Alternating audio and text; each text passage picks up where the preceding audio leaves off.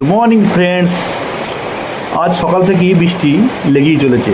আবহাওয়া দপ্তর জানিয়েছে যে আরও 2-3 দিন বৃষ্টি হবে।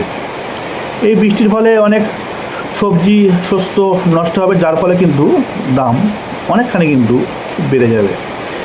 এই মুহূর্তে কিন্তু আলুর দাম ছাড়া অন্যান্য সমস্ত জিনিসের দাম কিন্তু হু হু করে বাড়ছে। যেমন সবজি বলুন, আদা, রসুন, পেঁয়াজ সব কিছুই বাড়ছে, কিন্তু আলুর দাম বা ধানের দাম কমছে।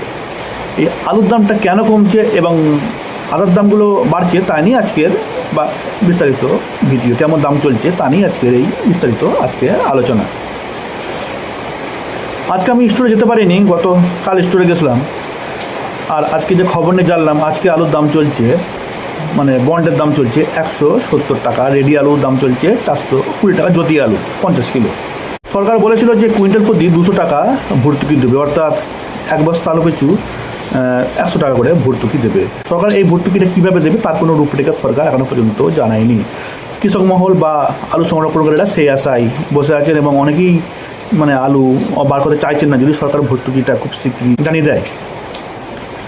যাই হোক, এই মুহূর্তে কিন্তু আলু মানে বিগত কয়েকদিনের মধ্যে যেভাবে আলু বেরোচ্ছিল, এবার কিন্তু আলু একটু অন্যান্য দিনের তুলনায় আলু কিন্তু একটু বেশি নিষ্কাশন হচ্ছে বা আলু বেরোচ্ছে, কিন্তু বেরোলেও কিন্তু আলুর দামটা সেভাবে বাড়ছে না, কারণ আলু এখনো স্টোরে অনেক মজুত রয়েছে।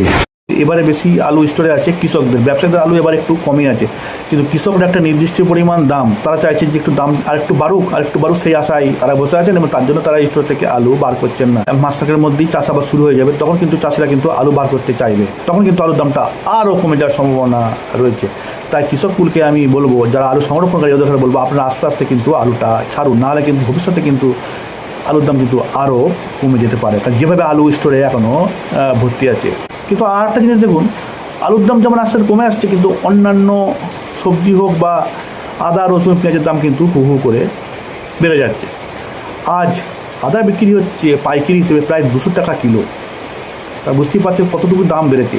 রসুন বিক্রি হচ্ছে প্রায় পাইকারি হিসেবে 150 টাকা কিলো রসুন, আর পেঁয়াজ বিক্রি হচ্ছে 25 থেকে 30 টাকা। লোকাল পেঁয়াজটা 25 টাকা এবং বাইরে থেকে যে নাসিকের পেঁয়াজটা আছে সেই পেঁয়াজটা 30 টাকা কিলো বিক্রি হচ্ছে। যে পেঁয়াজটা উঠেছিল মাত্র 8 থেকে 10 টাকা কিলো, সেই পেঁয়াজটা এখন বিক্রি হচ্ছে 25 টাকা কিলো। তারা বুঝতে পারছেন এক ধাক্কায় এই মাত্র 2-3 মাসের মধ্যে কিন্তু এতটা পেঁয়াজের দাম বেড়ে গেছে। তার ভবিষ্যতে যে আরও যে কতটা বাড়বে সেটাই কিন্তু গভীরভাবে ভাবাচ্ছে সমস্ত বাংলাবাসীকে। এই আদা, রসুন, পেঁয়াজের দাম অনেকখানি বেড়ে যাওয়ার ফলে এমনিতেই নাবিশ্বাস হয়ে উঠছে মধ্যবিত্ত সমাজে।